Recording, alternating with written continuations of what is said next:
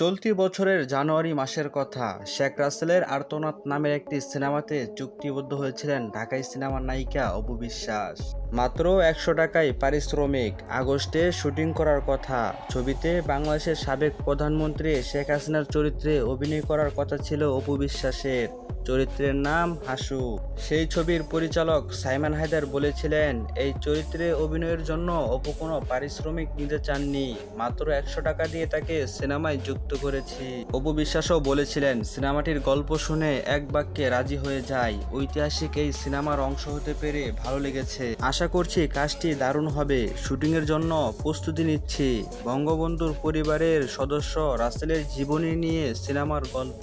কেন সরে এলেন এমন প্রশ্নে অপু বিশ্বাস বলেন, চুক্তি হওয়ার ১ মাসের মাথায় অর্থাৎ ফেব্রুয়ারি মাসে কাজটি না করার কথা প্রযোজককে ও পরিচালককে জানিয়ে দিয়েছিলাম, কিন্তু ওই সময় গণমাধ্যমে খবরটি বের হয়নি। হলে হয়তো আরও আগেও আপনারা জানতে পারতেন।